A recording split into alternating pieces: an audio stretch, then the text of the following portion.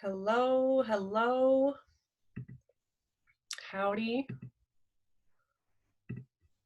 Start video. Close that.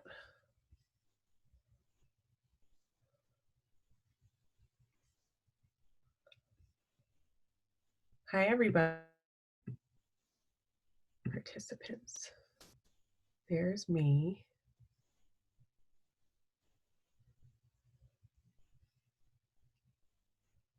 Get from another artist or anyone. It was just like how to do exhibits. I mean, I did my first exhibit, my very first one of my life, back in November last year, and um, I really didn't know like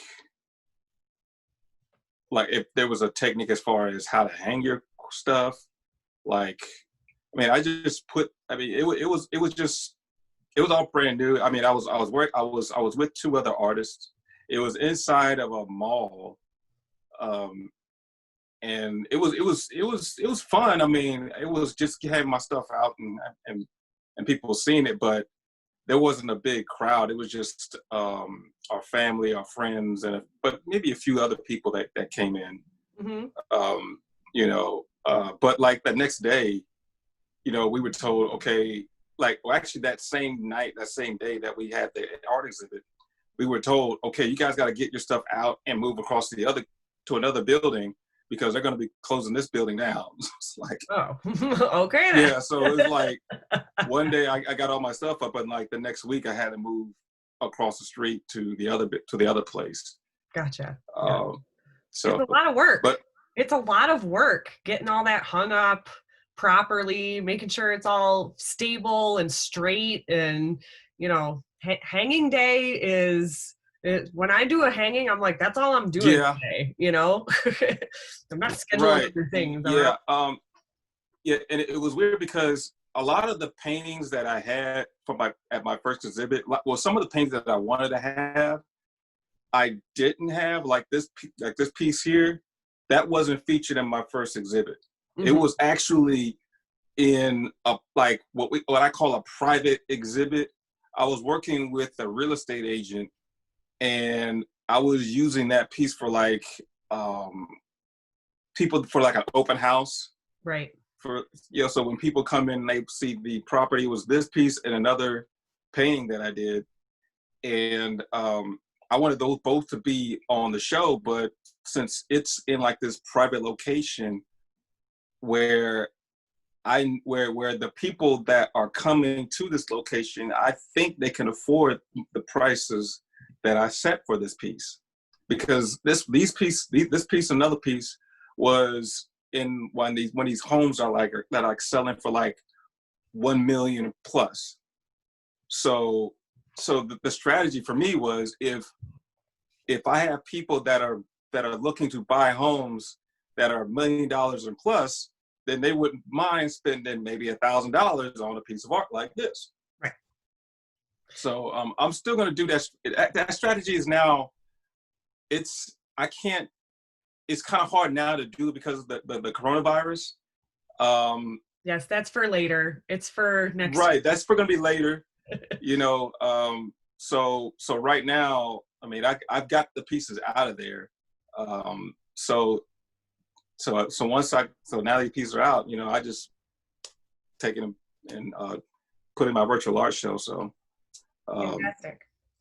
So but I know you, but I saw you got another gig for another coffee shop, or to showcase your photographs.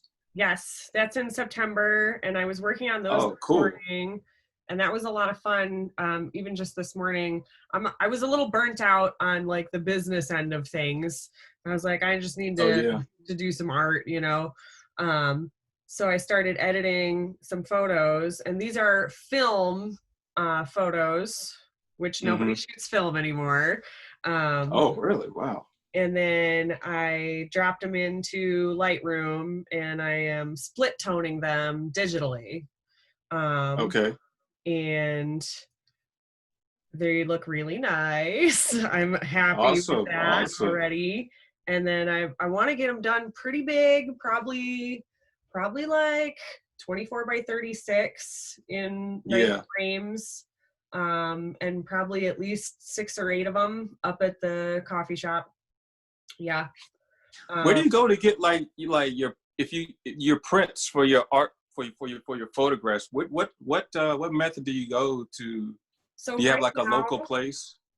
I have a local place, but it's actually the camera store I used to work at. But Oh, okay. as much as I love them, I found it cheaper and better quality on the internet at Yeah. nationsphoto.com. So now I'm using Okay. Nations Photo. There's certain Do things you? that I still like to do sort of in person. Like if it's a custom frame where I need multiple mat hole openings, I can't Hmm. do that on the internet because I can't design it myself. So if I need to make basically like a photo collage, but that's all matted, I have to go to a local vendor for that. So, Okay. so Do I you have, offer like metal prints for your photography for your work? mhm. That's through Nations Okay. Photo as well, but I also have a local vendor, same vendor.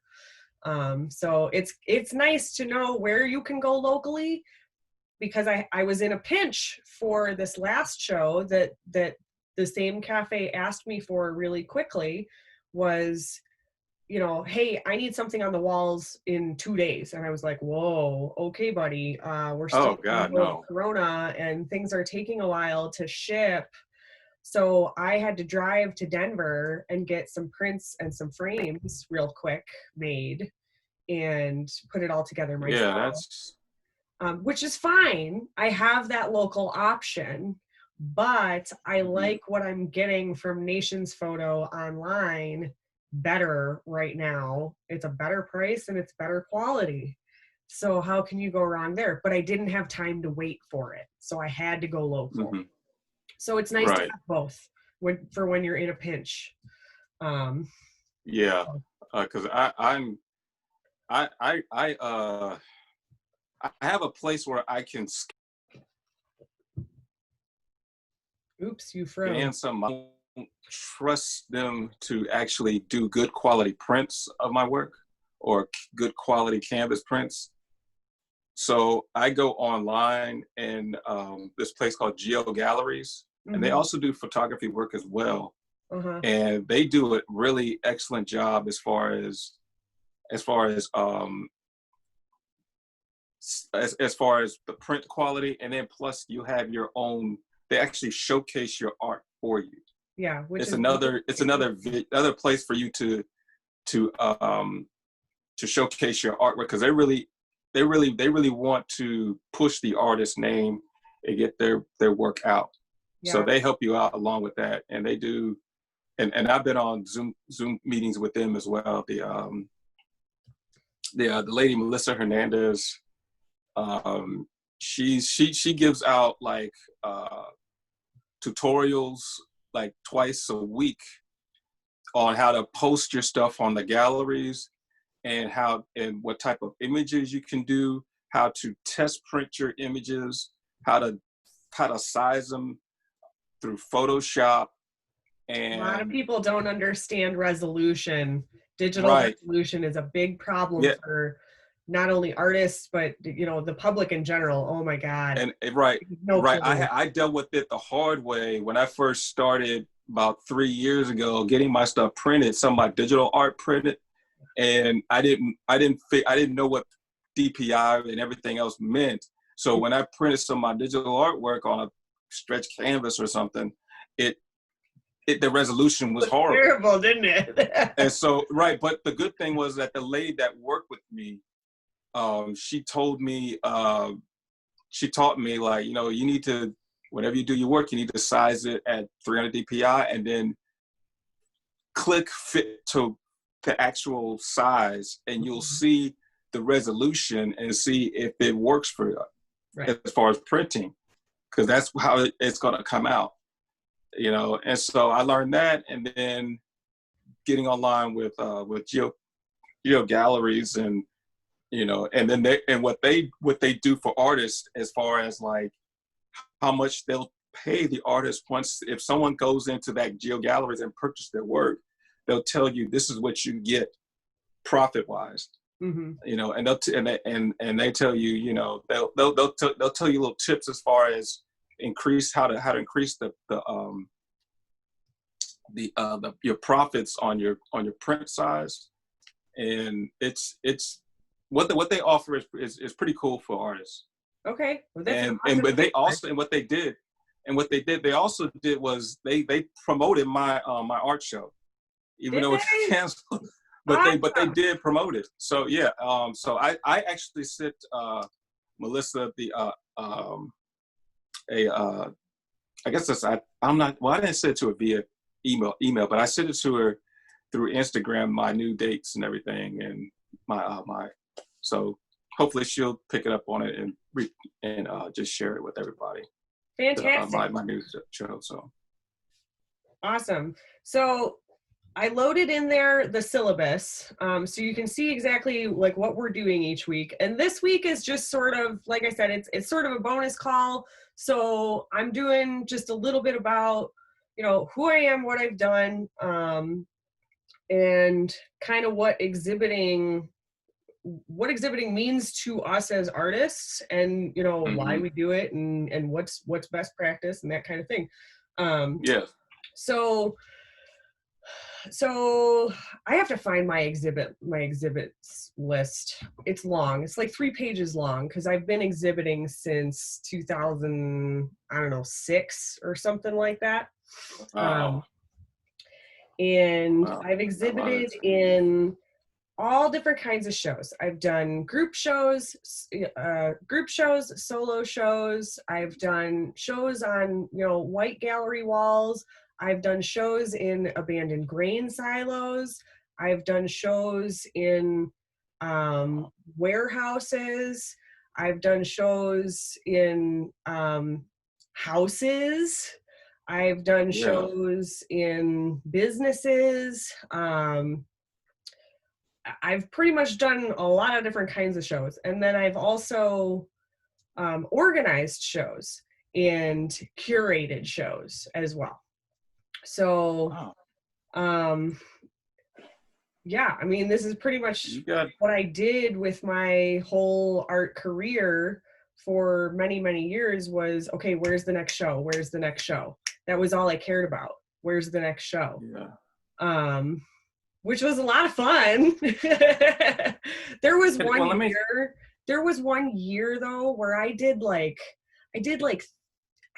it was like something like 13 or 15 shows in one year, and I got kind of burnt out for a while after that. Yeah. Like, okay, I gotta slow down. They must be a lot of fun.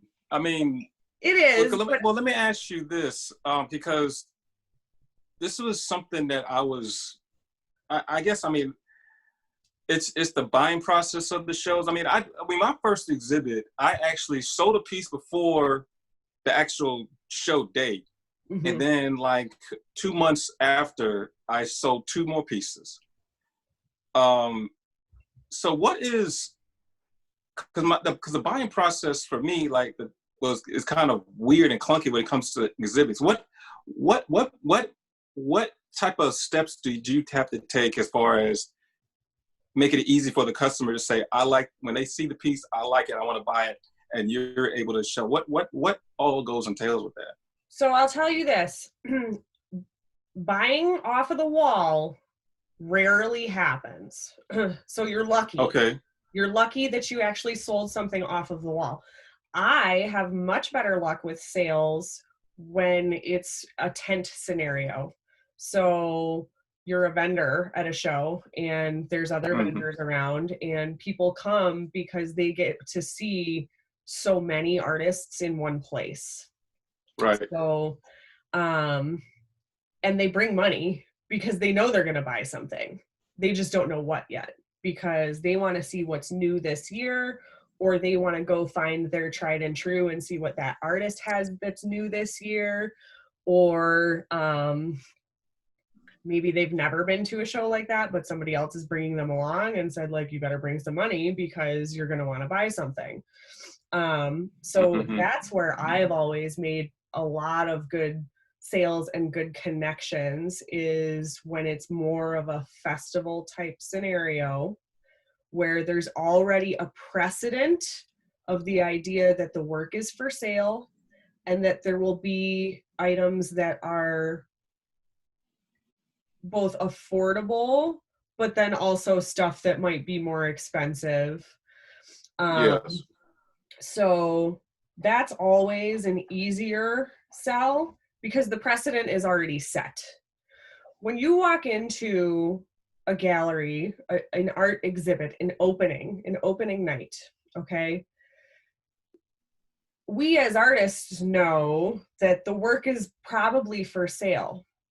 Now, there might not be a price on the wall, especially if it's like one of the higher end galleries, or Mm-hmm. or it's really just not structured quite that way.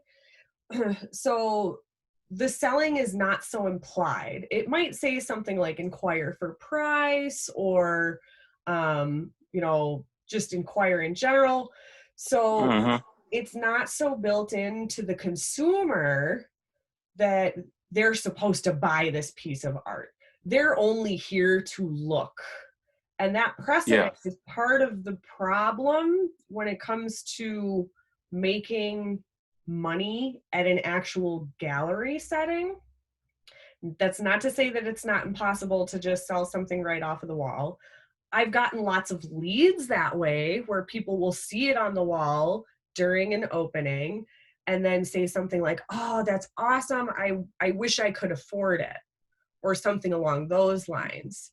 And then you say, "Oh, okay, well, why don't I take your email or your phone number, and then I'll send you some other stuff that, might be more in your price range. Or in my particular case, because of the type of art I make, I can just make them a smaller one that is more affordable, but it's the same image," which you Mm-hmm. can potentially do as well when you're doing things like metal prints or even paper prints if it's an image on canvas that is easily reproducible or something like that. You can say, okay, well, I can make you a different size that's more affordable. What's your budget?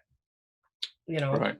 so um, we as artists know that exhibiting is still an extremely important part of our career, but we have to we have to recognize that that's not necessarily going to be our main selling space, Okay.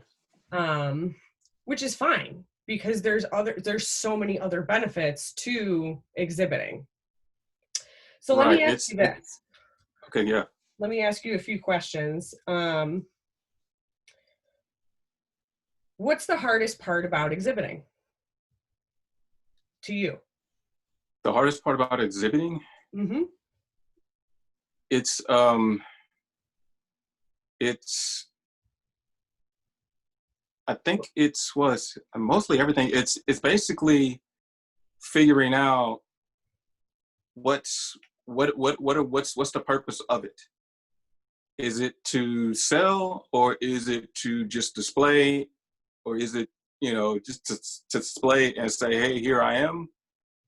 That's the biggest thing, because I never Never quite I knew mean what it it's was. basically it's everything, but that's the reason why I was when I was talking about my exhibit and everything was what was there something I need to was I supposed to be more pushy as selling, because it was weird with my first exhibit. It was like, okay, they told us you don't have to put a price tag on anything, but then But they said, well, maybe you do need to put a price tag on some things because people might want to buy it.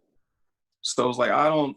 So I just kind of was like, so what I did was I just put my information and said, okay, if you want to know the price, or have you, in so many words, email me, right, go to my inquire. website. Yeah, if you like Right. it, you want So to buy it, it was right. contact. I think the thing that I had, I guess I haven't that I as far as the understanding of exhibiting was the purpose, and And based off what you just told me, it's more of getting just really just establishing yourself in the community as an artist and showing your work more than just selling.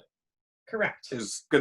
Right, because what you just told me kind of helped me as far as the overall understanding of the exhibit. Because before you even said anything, I didn't know anything about it.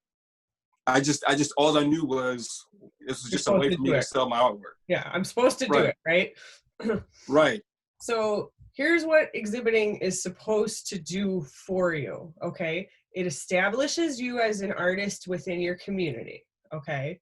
So automatically people go, oh, this person is an artist in my community. Okay, yeah. Then, number two, and most importantly, it's lead generation, okay? People come to the gallery, they see your work, okay, in a live setting where you are hopefully there because it's opening night or some other sort of event there that you are there with them. And yeah, normally shows go on for a month or whatever. You're not going to sit there the whole time, but on opening night, you're going to be there. It is your job as a working artist to take notes, physical notes with a pen, for people who come up to you and talk to you and say, hey, this is really cool. Can you tell me more about it? Okay. You would be silly to not get that person's name and some sort of contact information. Okay.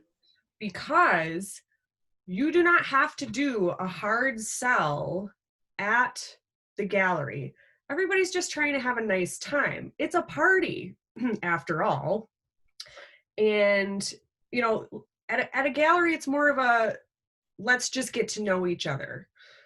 But let me get your name and phone number because I've got lots of more stuff to show you within, and if they say something like, oh, this is really cool, this price is a little, high or whatever it is, or they might just be like, hey, I love it, the price is great, it's perfect. But you have the opportunity to then sell to them down the road, okay? But without their contact information, you have no clue who they are. And guess what? If they're at the gallery, there's a good chance that they're also somehow rooted in the art community. They might have other opportunities for you, like other shows or other people you should be connected to. So anybody who inquires with you whatsoever, you have to make some sort of nice attempt to get their contact information. Okay. Without being totally weird and creepy, Yeah.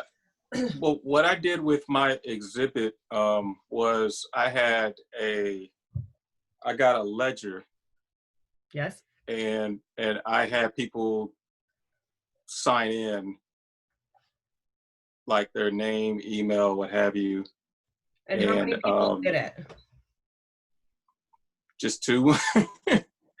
But there was more than two people there, right? So some of them didn't sign in? Yeah, some of them did sign in. So. So here's the thing about art and sales in general is that it's all about relationships, okay? People are not that willing to give away something like their email address until they've had a conversation with you and decide that you're actually somebody they might like to speak to again at some point, whether it's regarding business or art or even building a friendship or whatever. So that's why it is crucial at these live exhibits to try to make your rounds and speak to as many people as possible while having genuine conversation that's not too short and not too long, so that you are working your way around the room, basically being a social butterfly, which is hard for some people, but it's totally necessary. Oh yeah, I did that. The few people that came and they were looking at some of my work, I came and talked to them. I initiated the comment, And then, they saw this certain piece that I had up, and I talked to them about the process of me creating it. I explained to them, what was different about it. And, that was no problem with me. Because I love talking about art and my work and I like to hear what their story about it. So it wasn't just me just spouting, but I would just say, I would introduce myself and tell them, you must really like this piece. And then I would ask them what story is being told to them by this piece. What words is coming in your mind when you see this? So that, because art isn't just about the artist, it's about the artist and the viewer combined. It's what the viewer gets out of it and what story is being told by them. And then and then they can expound on this, and that builds that experience between the artist and the viewer. That's art. That's the element of art, is that connection that we get with our society, within people from an image. And so, yeah, I did that. But it's just I guess it's just getting, once they get comfortable, then you're right. You can get there. You can ask for the information. You can have them. Okay, could you please sign this book? Sign in, if you don't mind leaving your name, your email. But yeah, it's getting that conversation with the people. That's exactly right. That's exactly right. People buy from people that they like. People buy from people that they like. So let me ask you this. Mm-hmm. Why do you think exhibiting live is so much more important rather than having just a static selling page? Well, it's because it's especially with art, it's human. It's people want to know that they're getting this information, that they're buying this product from a person. And so having it live makes it more organic. It makes you more trustworthy. To me, that's the biggest word, is trustworthiness. And that's what I'm learning about selling art, especially with art collectors. They want to know that this artist that they're investing their money in, this person, when they slam their money and give you, or swipe their card, or type in their card number, that they're buying from a person that they trust. And you can't trust somebody if you don't actually see them or know them live, or know their story. Know that they're still going to be there. Right. A week from now, a month from now, 10 years from now. Yes. Right. That's something that I'm working on right now with my videos, and some of the things that I'm posting, is that, yes, I'm not just this thing. You're not a robot. I'm not a robot. I mean, and like, it was about a year ago, I was in this networking meeting, and they were talking about selling points and how you gain customers and everything else. And I told them, well, to me, it's, you have to establish the fact that you're unique in what you're selling, and you have to tell your story, because people can buy things, but they'll feel more comfortable buying it if they know the story behind what you're selling. Mm-hmm. And the story behind what I'm selling is me and my story, because that's what's rolled into art. Because the weird thing about art and other businesses is that it doesn't fit that business model, where you have to, where in a business model you have to, what I call McDonald's your products. And this ain't no all beef patty, double sauce, extra cheese on Nothing a is sesame seed bun type of deal. no. This is uniqueness is what I'm selling. This is stories that I'm selling. And this is your story. This is your story that you can create is what I'm selling. And so you can't mass produce this. Right. So scaling for regular business is different compared to artists. And that's why when I talk to other businesses and I network with other business leaders in my community. Yeah. But yeah, me too. You have to. Right. But we're like we're like Rudolph the Red-Nosed Reindeer of the business industry. You know, we're unique. We don't fit into their perfectly manicured box, manufactured box of, this is how you grow a business. This is how it's right. It's different. The way artists grow is through trust and just being out there in the community, and sometimes giving away their artwork, their talent, in order to gain the following and gain a gathering of people. And then once you get that high demand, then that's when you scale. Right. Because then whatever you paint, take pictures of, or what have you, it's worth this amount of money because the demand is that strong. Mm-hmm. It's not something that's produced and everybody likes the same thing over and over again. Now we can do that with prints. Sure, but we can limit the number of prints in order to push up the demand. Exactly. Right. So it's a lot different.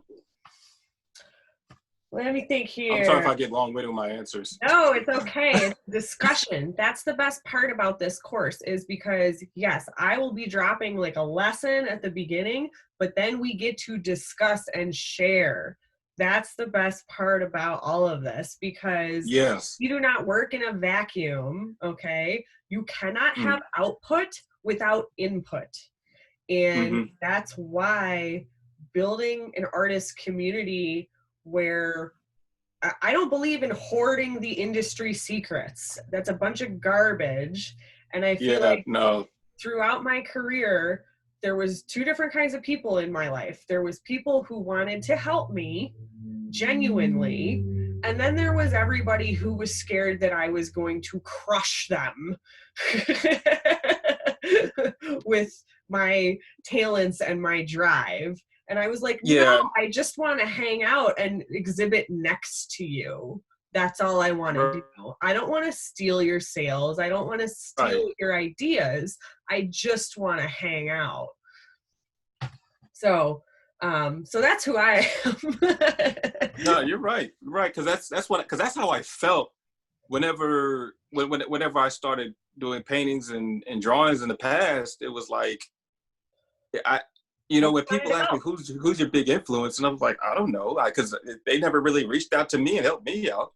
No one taught me how to do or told me step by step. The only person was really it was you. Really, you brought structure to it. That's awesome. You brought direction to what I need to do. But there were other people that there's another person. Her name is Liz Myers, who I met last year. And she's helped me as far as the process of creating art, but actually getting out there and structuring and just doing things business-wise and plus getting your stuff out. It's been you. You have been the only person in my life that stepped in and said, hey, this is what you need to do this, that you shared it. What you're doing, you're sharing things that I've been trying to find for a better part of mostly my entire life. This is I just want to help people because there's zero competition. This is what I keep trying to tell people. Oh, there's too many artists out there right now. No, there's not. Differentiate yourself enough to the point where, okay, you can like this kind of art. Somebody can buy this kind of art and also buy my art. Okay, somebody could love your stuff, Carlos, buy your stuff and buy my stuff.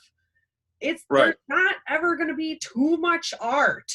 That is a myth. That is a fallacy, and people do not need to be scared of that. See, because let me tell you something. Because the thing is I've always had a goal, and this has been my goal as far as art. When I first was like really kind of into it was I want to make people give a fuck about art here in America. That's right. And I wanted to make people give a fuck about it because I felt like no one gave a fuck about it. It was like it's true. It's true. And sometimes I get frustrated with it because, you know, I mean, one of my favorite stores is Michael's. I love Michael's because I always go there to get the art supplies. I'll be there for a good hour or so, you know, in that damn store. Because looking at supplies and like, ooh, I know what I can do with this. Ooh, I know I can do that. Yeah. But at the same time, I'll look at these paintings that I have, and it's like, oh, shit, they can get this painting for like $50, and I'm selling this painting for like $1,500. It's like they're undercutting it. Yeah. But what I can tell them, and this is what I tell them, is that, well, it's if they can buy that piece for $50, then that same person across town can buy that same painting. What I offer is something unique. That same person that bought that painting across town, they can't get my stuff. Only you can get it. That's right. Exclusivity. Scarcity builds demand. Yeah. Right. And it's status. That's what I learned in that book with the story brand. Mm-hmm. Is what the value is. You offer a status symbol that people that buy our art or buy our stuff, it's almost like, oh, I'm upper crust now because I've got this hanging on my wall. Mm-hmm. You know, it's like, where did you get that? Carlos Burgess. Exactly. Yes. You know, but we have to. But I think we as artists also have to educate. I think we have to re-educate people on the importance of art and the value that it can bring to their families. Mm-hmm. as far as investment. I saw somewhere like, right. It's exactly enrichment as far as emotional, like it builds you up emotionally. If you see a piece that really touches you, that really grabs you, you know what I'm saying, that brings you to an emotion, that's a powerful thing. You can't get that from Michaels or Kirkland. You get that from an artist, because that artist has put their emotions on that canvas. Now, whether it's their emotion, but once the viewer sees it, they can interpret that emotion the same way the artist interprets that emotion, or they can feel a different way. But it's still their unique emotion, and that's powerful. That's what bonds us together as a society. And that's what is going to ultimately sell your art in the long run. And this is what a lot of artists don't get. They're like, well, I don't get why anybody doesn't buy my art. And it's like, well, you're not telling your story. Okay. Right. Like in your static places where, yes, I have my art for sale online. Okay, great. There's got to be a text block somewhere that says something about who the hell you are and what your story is and what's interesting about it.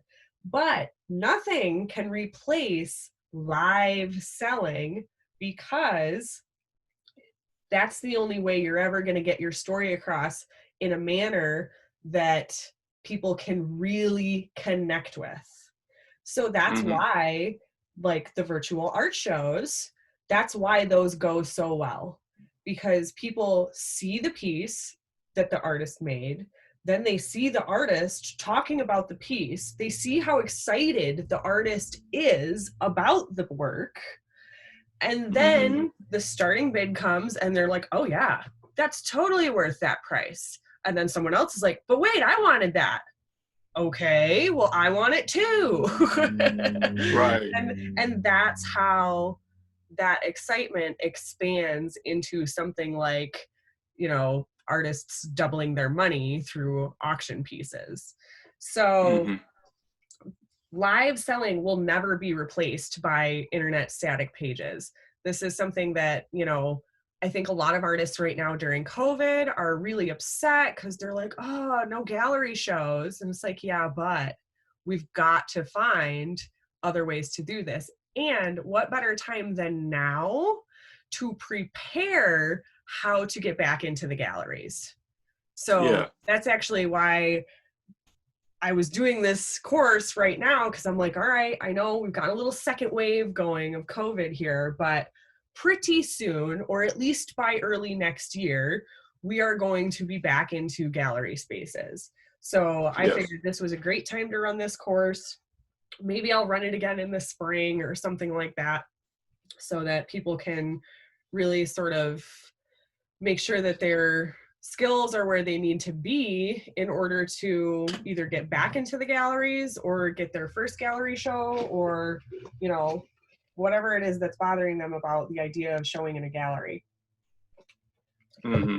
Let's look at the syllabus for a second here, which I have on my computer.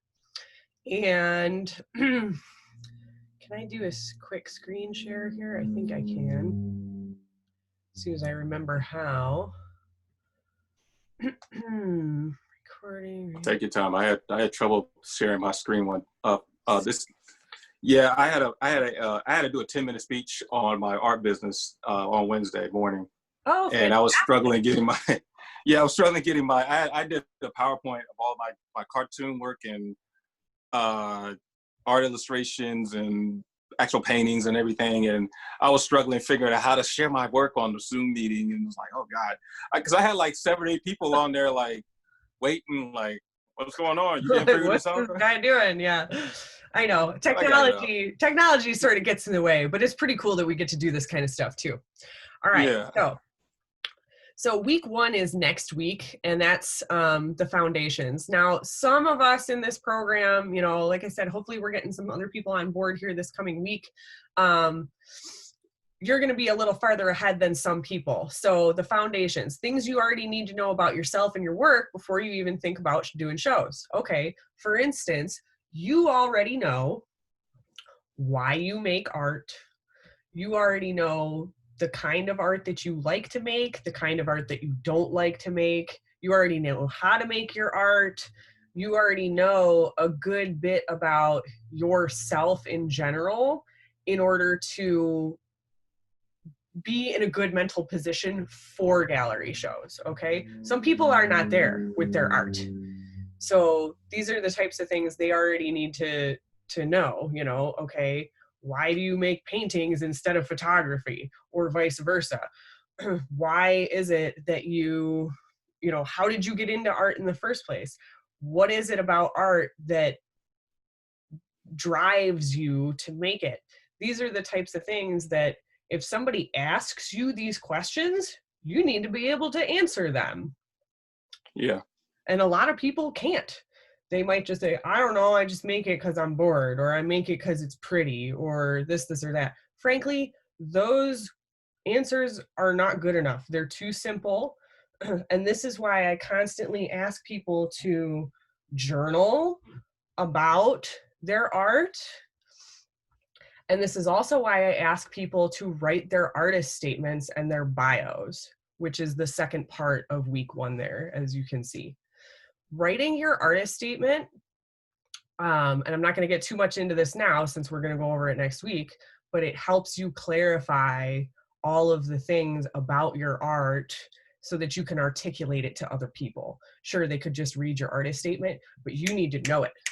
You need to know it on the top of your head of, why do you do this? Why did you do that? Why did you, you know, make it this color palette instead of that color palette?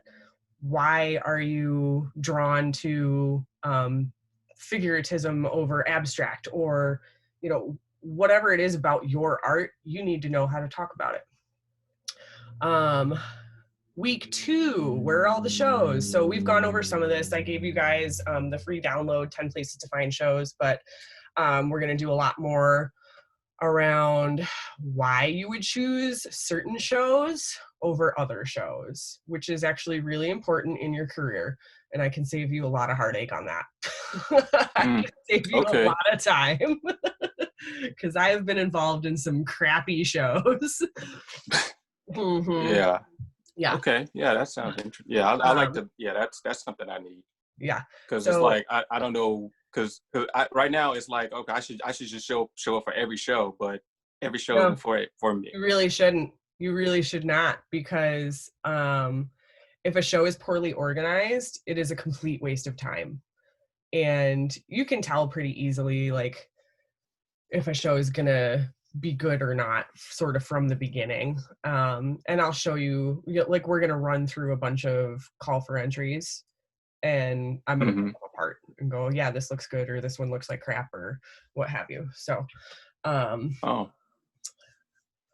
finding like-minded people in the communities. You already know a little bit about this. I teach a little bit about that in the virtual art show mini course, which you already have. Calendaring Mhm. backwards, you already know quite a bit about that, but we're going to talk about how to get a little bit more into detail with that and how this applies to the rest of your life too. The money, week Yeah. 4. There's going to be a free download of a cost per piece tracker. We've talked about your heart's number, but Yeah. this is something everybody needs to hear. We are also going to have a whole separate little sales training, sales and negotiation. And like I think I mentioned to you once, the art of selling without letting people know that you're selling to them. So Yes. yes, very important. Um, and your cost of doing business. It's great to know what it costs to make a piece, but what about all that other stuff we do, like, web hosting, taxes, sales tax, entry fees, all that crap. The money. That's probably one of the biggest things about what we do as artists is like, okay, how do I get paid? how do I Yeah. how do I actually manage a business? Um, Yeah. I'm trying to learn about with my auction everything. I want to make it simple, and so what my next video and marketing material that I'm gonna have for this show coming up is the steps in regards to bidding, winning the bid, and having the work sent out to them, and making it just try to make it easy for people so that when they come on, they know what's going on. yep, And one thing I wanted to do, like I said, is make it easy for the consumer to get to the product. absolutely. You have to remove the friction of the sale. Yeah. Um, okay, week 5. By that time, we are talking about your opening night at the gallery, or your opening for your virtual show, whatever it is. It is time for the show. So that week, I will have uploaded a live demo of how to properly wire a piece and then how to hang it. Um, Okay. Yes. And then we're going to talk a little bit more about an artist statement that is specific to the actual show rather than a generalized artist statement. Um, Hmm. how to talk to people about your art, handling sales and objections in the middle of a party. That's going to be in week 5. And then networking. We've talked a little bit Yeah. about some of this today, but we're going to go into way more detail. Okay, Okay. and then follow up. Well, what do you mean, Andrea? Isn't the show over? Aren't I done? No way, Jose. There's Yeah, so you're much right. more work to do now. Yeah. Yeah, and this is what I didn't do. I mean, I was lucky to have someone purchase a piece of art from me. I probably would have gotten the sale more earlier had I did a follow up, but I Mhm. still got the sale. So, Yep. but yeah, Yep. this is Yes. So there is a lot of work to do still after the show. And this is yeah, where most people fall flat, is because they do not take this opportunity right here to gain momentum and keep it rolling. yes, So that's it. That's what our next 6 weeks looks like. Um, so I'm hoping that this is going to be extremely beneficial to the people that do become involved. And if it only ends up being me, you, and Sarah for this round, that's okay. Um, because like I said, I can um, just hone it in and it'll be better for next time. So that's pretty cool. Okay. How do I stop sharing? I want to stop share. There we go. Is that it? There we go. Figured it out. All right. Yeah. You tell Yeah. me, okay, looking at the syllabus, is there anything missing that you really want to know about? And I'm sure questions will come up throughout, but is there like a whole topic that's missing? I can't really, I don't think there is. I mean, but like I said, I mean, this is all new to me. So everything is, I feel like everything's needed. I'm trying to think,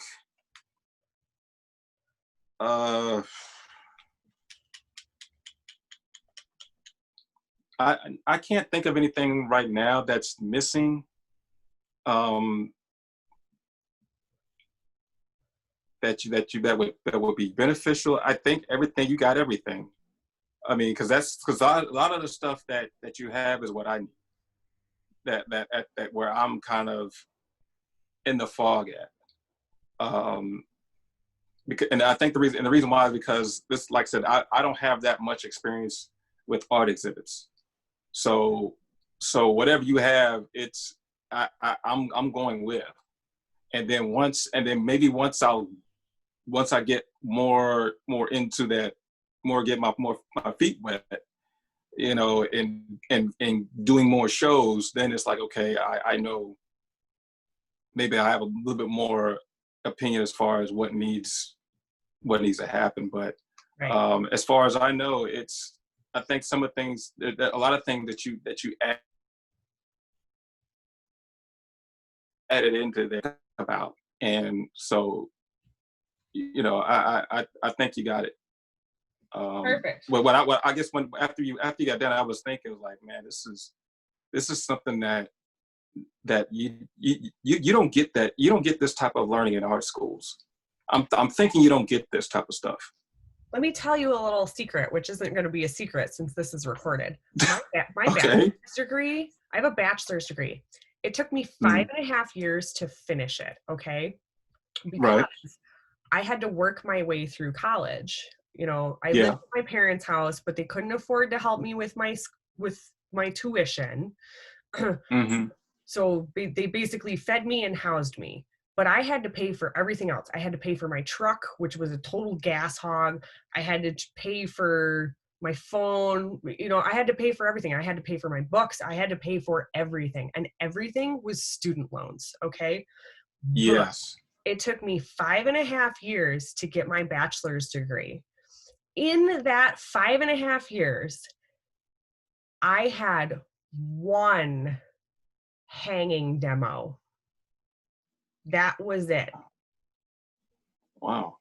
And I had one show through college, which was my senior thesis.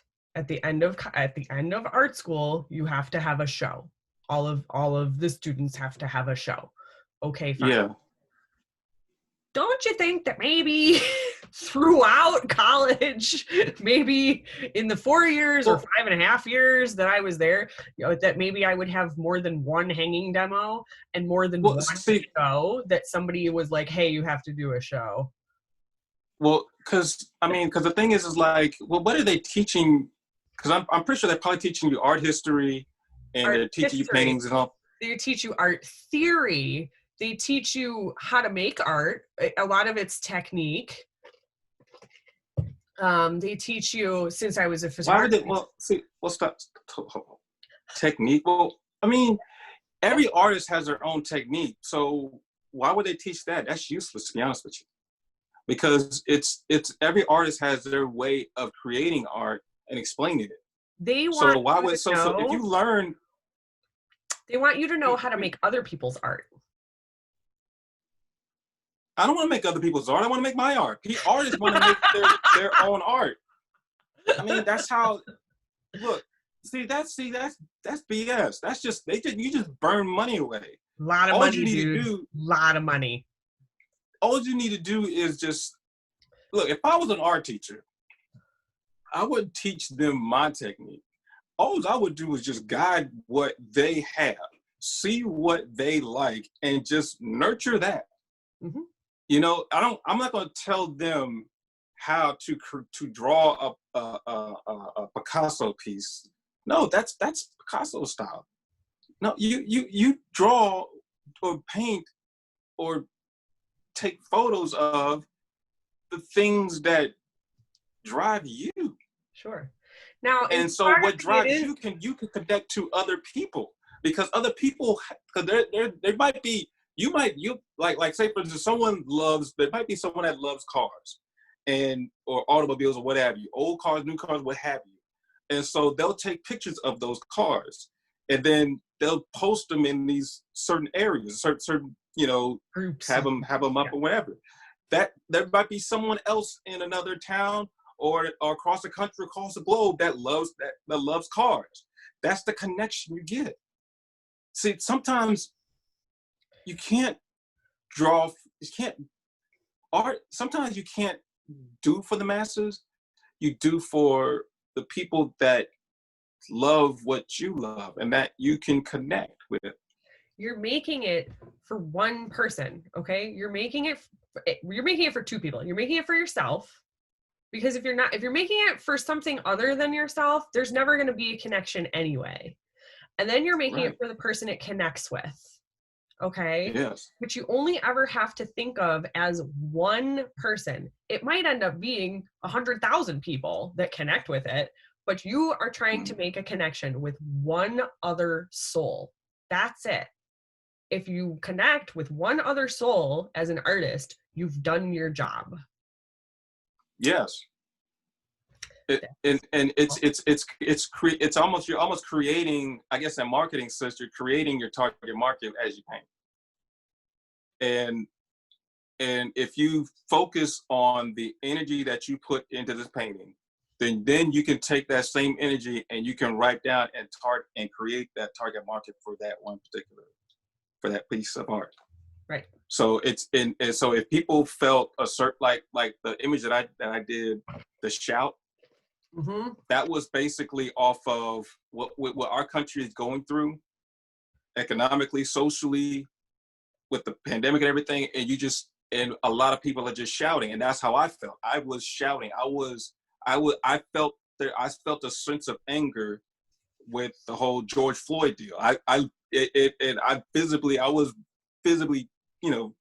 shouting. When I was talking to my dad about this, I was like, what the hell? Why is this going crazy? So I channeled all that energy and put it on that piece, and that's the driving force behind it. And so when people see that, some people may take it, understand, okay, this is about what's going on, and it's about people getting angry with the way this country is being ran right now.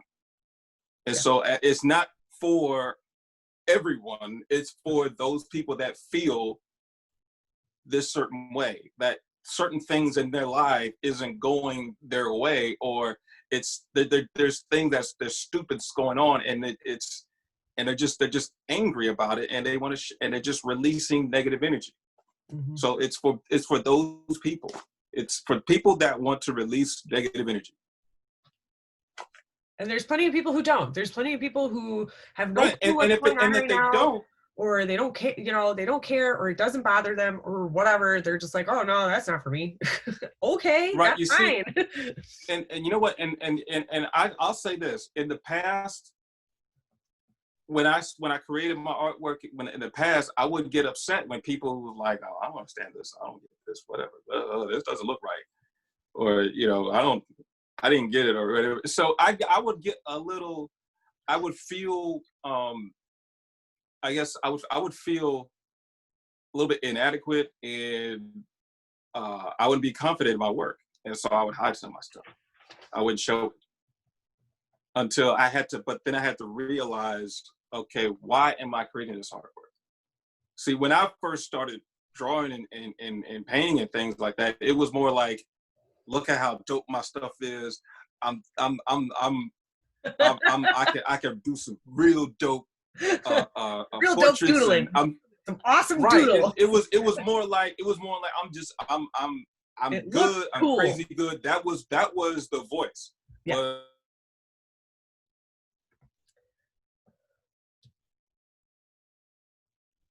Was I was pleasing myself. It wasn't for anyone else, and therefore people, they saw it and they liked it, and they're like, "Yo, you're really good," but it didn't reach to them. And so what I decided to do, this was like right after my exhibit, was okay. And I talked to my friend Liz. I was like, you know what, Liz? A lot of people have come to my website and I've come to my Instagram and said, I really love your work. You're really great. But I want people to come across, and when they see some of my work, I want them to think of it, oh, that's interesting. Mm-hmm. I don't want them to come across and I didn't want people to just like really like it because of the skill. I want them to like it because there's a connection behind it. And so I'm taking some of this. What I wanted to do, I'm doing it now, is I'm just channeling some of the things that I do really well, and then doing other elements that I learned, and just being much more expressive with my colors, and really sharing what's in here, what's in my heart, what's in my soul, because that's how you get that connection. And that's where art is. That's where it becomes, the colors and everything else becomes art, Can I when show there's you a voice behind it. can I show you my works in progress? Yeah, go ahead. I'd love to see it. I love what you said about expressing with color, because I mentioned that I am split toning my Yeah, I'm kind of. photographs. So, Ooh, I like that. oh, that's not mine. That's Lightroom opening. Oh, okay. It's just a program opening. Hold on a second. Let's see. Oh, Lightroom must have changed their deal. Well, I've got Lightroom on my mobile. I haven't done anything Lightroom on my actual computer. Oh, gotcha. Yeah. So this is Lightroom. Is this one of your That is, photos? yes. But Oh, where's I my like that. folder? All right, here we go. Backwards. It's backwards. All right. So this one's finished. Mm-hmm. So this is landscapes in Utah that I shot in 2013, and they're on film. Yes. And the film I used was extremely grainy. Like, I was shooting nighttime film in the daytime, which produces a lot of grain. Yeah. Which some people hate and some people love, but well, that's fine. You can. It depends. It's like yeah. Those that are older may kind of connect with the. Exactly. And it's film, so exactly. A millennial is totally not gonna get it. And that's right. fine. Yeah. Right. It's like, what's wrong with this? This That's fine. That's fine. Yeah.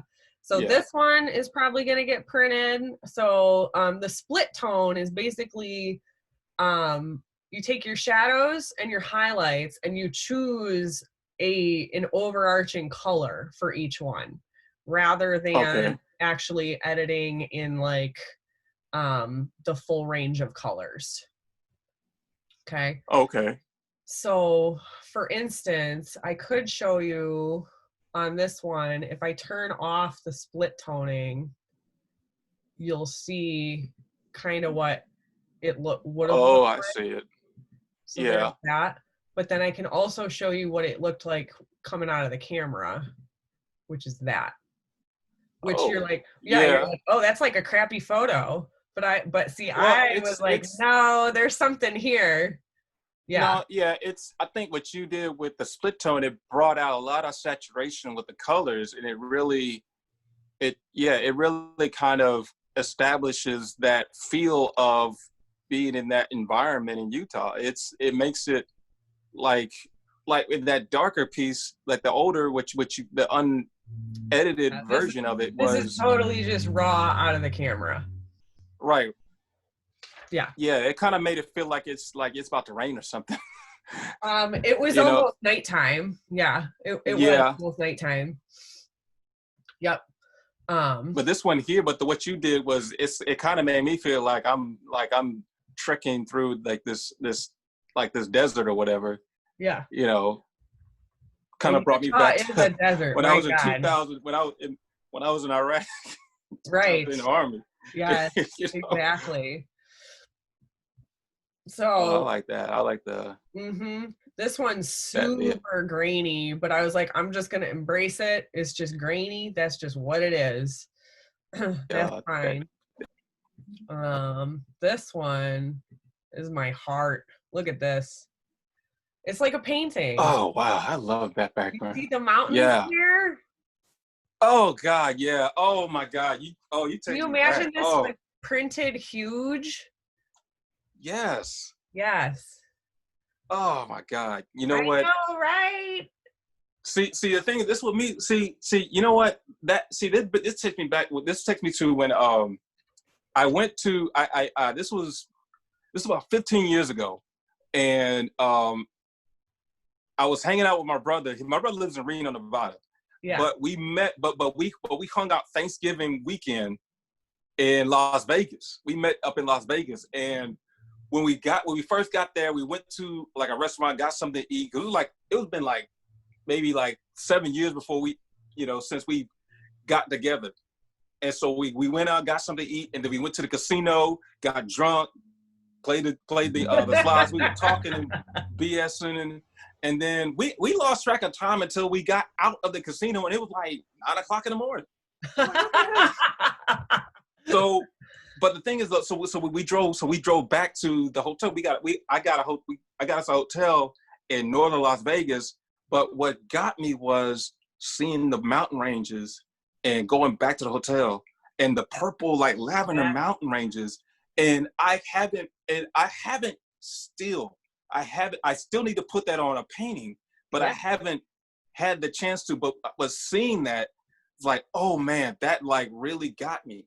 When they say purple mountains majesty, yeah. It is. Yes, exactly.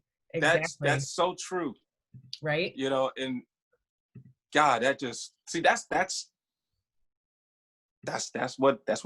what drives me to do work, man. It's just that connection, Mm-hmm. you know.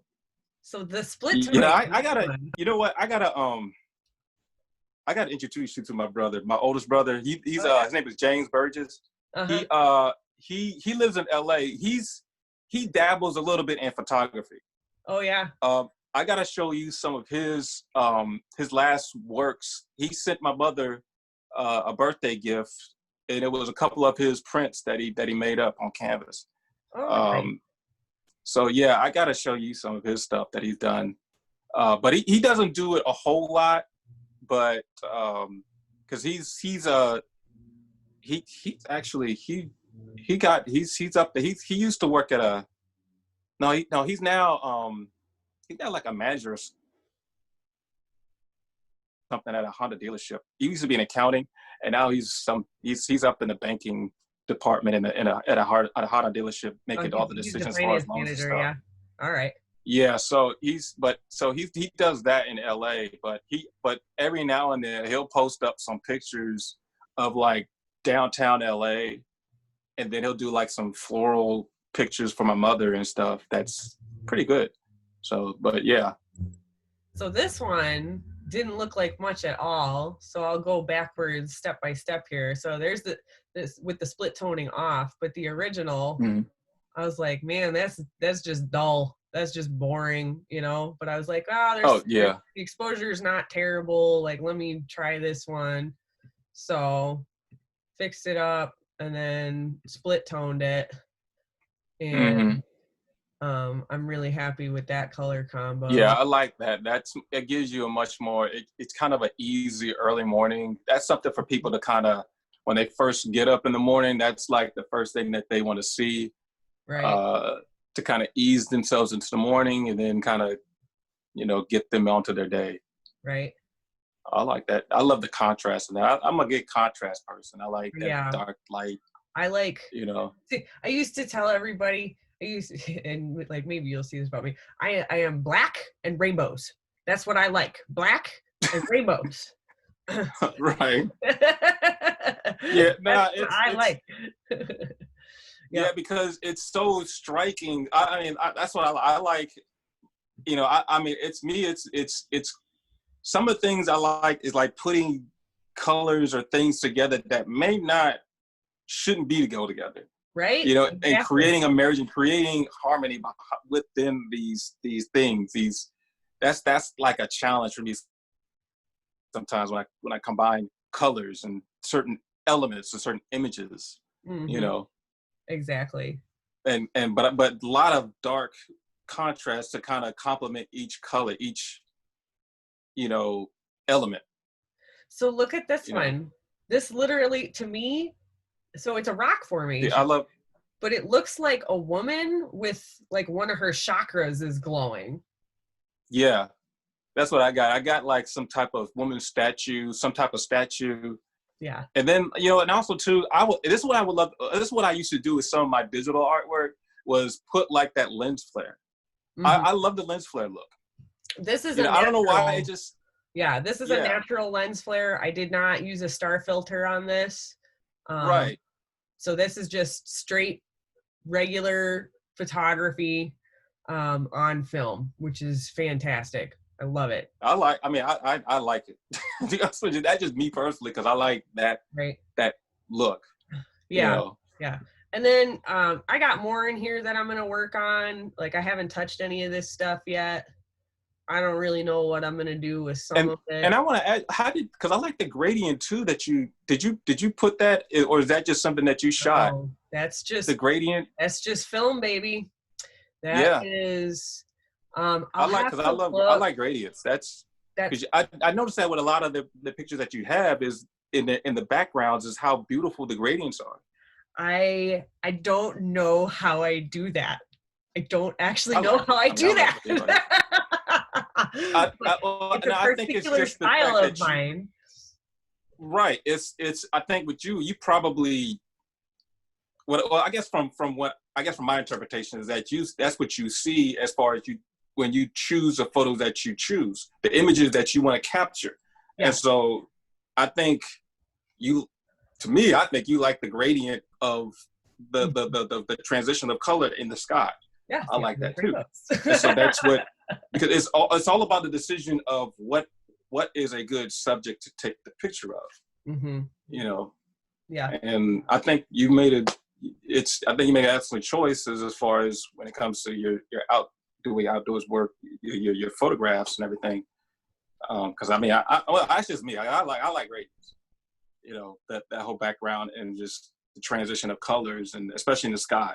You Right. know, It's that's so awesome. right. I'll spend like a good day or so painting the sky Yeah. and the gradient, and making sure that the gradients are great and it goes. Because I mean, because I love clouds and skies and things like that. And So I took but so one year on my birthday, I was just hanging out with some friends at a local park near the shore of Lake Erie, back home in Buffalo. mm-hmm. And I Oh, saw this thing in the sky, this cloud formation, and it was over the water. So I snapped a photo of it real quick on my little digital camera. This was years back when like digital cameras were kind of crappy and whatever. And I'm looking at it, and then I show it to my friend, and he's like, "Oh my God, how did you make it look like that?" And I go, "Well, what do you mean? All it is a picture of what's right over there. Like you can see it with your own eyes." And he goes, "Yeah, but it looks totally different here." And I was like, "Well, that's why I do what I do, because I see the way that I see and then I capture it." And he was like, I never would have saw that without you showing it to me." And I was like, "Well, it's plain as day right there in the sky." And he's like, "Yeah, but not to me until you reframe it and show it to me." I was like, "Yeah, see?" Like that's why I do what I do, because I can show somebody a completely different thing than what's right in front of their face. It's very interesting to me. Well, that I because see it it's differently. but that's the view. That's the thing. Is like that's you see that's the reason why you can have all these businesses that are going in the tank because of coronavirus, all this other stuff. Art will always be here with us because it's humanity. Mm-hmm. It's something that we create. And even photography, like you just said, it's how you saw that image and you recreated it in a different light, and so they see it. It's like the art was already there for everybody to see, but yet took that to another level to how you interpreted what you saw, and then you put it out through your photography. And Mm-hmm. so what you put out was your story. You took that image, you took the information that you saw, and then you created something else from how you felt, what you wanted, your feelings, what you wanted to see, how you saw that those images. And Mm-hmm. then you shared it to someone else. It became something different because it's from you. It's from your energy, from what you saw. It's just so And cool. so that It's right. just so cool. I'm I'm really stoked to be like back in this space where we and you have talked about this. Like, I don't have to go to work. I don't work. I make money doing stuff that I want to do. I don't go to Yeah. work, but I work Yeah. really hard. I work really hard all day, Yeah. every day. But Oh yeah. You know what? Yeah. Yeah. Because I actually, to be honest with you, I'm also a graphic designer now, I guess. yeah, I yeah, should say I guess I am. I got the you are. I got the contract. Yeah, We did get I got it. the contracted job. Fantastic. Good for you. Yeah, so I'm charging this person $15 an hour to actually do like to get images for social media posts for these clients that she has. It's like she has like up to like 30 clients, and I started work this past week. This week here, um, and it's kind of weird because it's like she wants this lady. She doesn't want me to spend too much time getting these images, and then because I got to get like 3 sets of images, one for Facebook, Instagram, and Twitter, and it can all be the same image, but it depends because You got to what they reformat got it. with Some are well square, some are I rectangle. Yeah. right, so I have the software to do all of that. I have the software to get, okay, if I get an image, I can format it to Instagram, I can format it to Facebook, I can format it to Twitter. I can format it to all different types of platforms. If Yeah. they want me to do an Instagram story, I can do it that way. So I'm good with that. It's just that she has a content writer that writes the posts for each social media platform. And so I have to read through that platform and see which photo fits the platform. Gotcha. And so that's where it takes the time because it's like same images if the platform is different. So you'll have like a client like say for instance you'll have like a lawn care professionals and they'll have a post talking about get yourself a lawnmower a professional lawnmower to get your house straight, to get your lawn taken care of. And then they'll have a post of, you know, what drives the sale of your house is a beautiful manicured lawn. And then you have another post about, you know, take the headache away, get a lawnmower professional.